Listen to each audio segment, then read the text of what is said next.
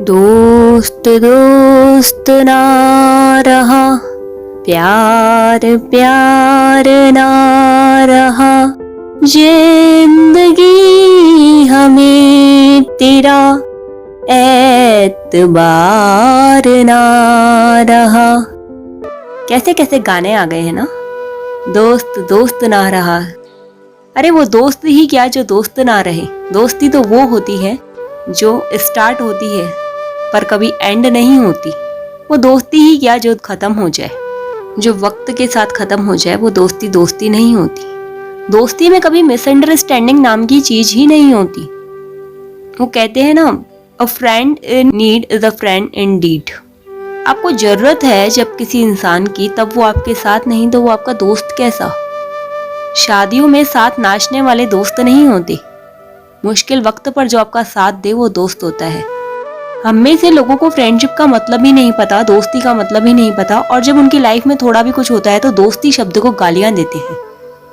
हम में से बहुत सारे लोगों को एक्चुअल में नहीं पता है दोस्ती क्या होती है। इफ आपको पता है तो प्लीज आप कमेंट करके जरूर बताइए कि आपके विचार में दोस्ती क्या होती है और आपके कितने रियल फ्रेंड्स हैं लाइफ में, वो भी जरूर बताइए। आज जो मैं आपको बात बताऊंगी वो बिल्कुल सत्य घटना है दोस्ती के लिए।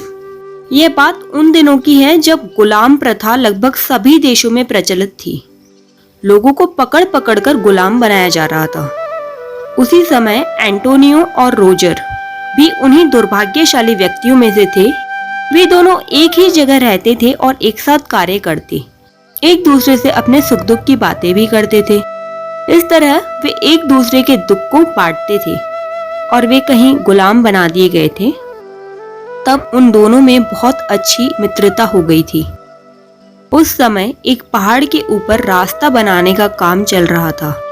पहाड़ एक समुद्र के किनारे था। दोनों मित्र साथ साथ काम करते, छुट्टी के समय साथ बैठते।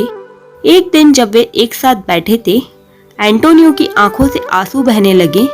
जब रोजर ने उससे कारण पूछा तो उसने बताया, समुद्र के उस पार मेरा गांव है, वहीं मेरी पत्नी और मेरे बच्चे रहते हैं, पता नहीं कि वे कैसे होंगे। रोजर ने कहा, मित्र, मेरा भी घर समुद्र के उस पार है, पता नहीं कभी घर पर जा पाऊंगा भी कि नहीं। वे दोनों ईश्वर से अपने दुखों के अंत की प्रार्थना करने लगे। एक दिन जब वे बैठे समुद्र की ओर देख रहे थे, अचानक उन्हें दूर समुद्र में एक जहाज दिखाई दिया। लंगर डाले उस जहाज को देखकर एंटोनियो खुशी से उछल पड़ा। उसने रोजर से कहा, मित्र, अब हमारे दुखों का अंत होने वाला है।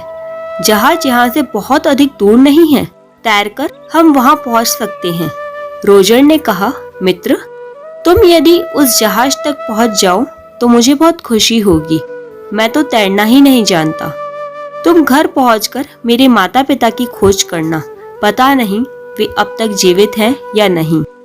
एंटोनियो ने कहा, तुमने ये कैसे सोच लिया कि मैं तुम्हें छोड़कर जाऊंगा?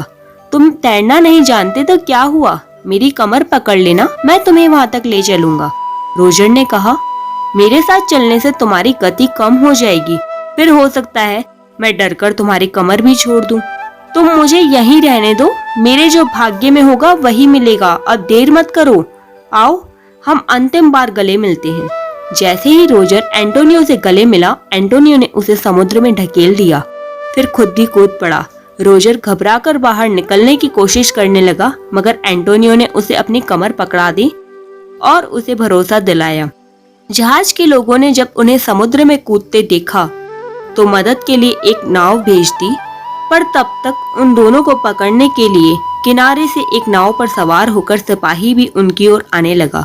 यह देखकर रोजर ने कहा, एंटोनियो, तुम अकेले चले जाओ, हम दोनों अब साथ साथ रहेंगे तो दोनों पकड़ लिए जाएंगे और वापस गुलाम बना दिए जाएंगे।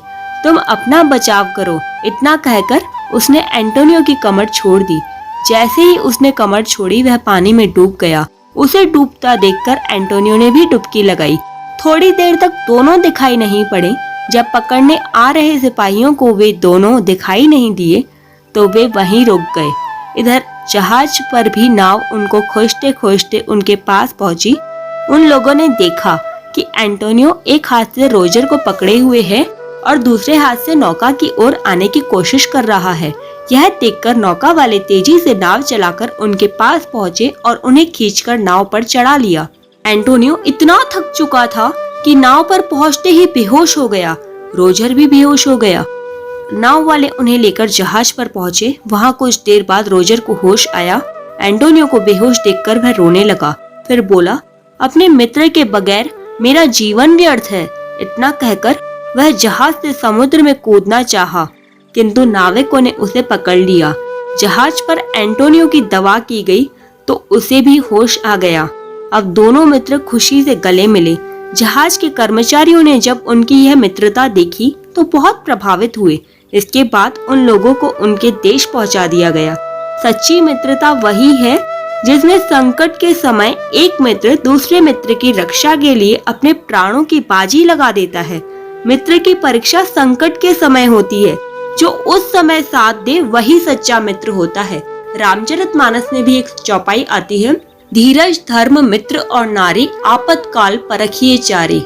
आपके अच्छे टाइम में तो हर इंसान आपके साथ होगा। आपको ऐसा लगेगा कि पूरी दुनिया ही बहुत अच्छी है, लेकिन जब एक्चुअल में ना आपको किसी की जरूरत होगी तब आपको लोगों का असली रूप पता चलेगा। जरूरत के टाइम पे जो काम आए वही सच्चा मित्र है। भगवान श्री कृष्णा ने भी अपने जीवन से यही संदेश दिया है कि मित्रता ऐसी ही करनी चाहिए कि आप कितने भी ऊपर चले जाएं लेकिन अपने मित्रों को ना भूलें। और मित्रों को भी ऐसा ही होना चाहिए कि अपने फ्रेंड्स को ऊपर बढ़ता हुआ देखकर ईर्ष्या भाव ना रखें, जले नहीं। अगर आपको जलन होती है, अगर आपको ईर्ष्या होती है, किसी को भी आगे बढ़ता हुआ देखते तो आप इंसान कहलाने के लायक भी नहीं है। मित्र तो बहुत दूर की बात है।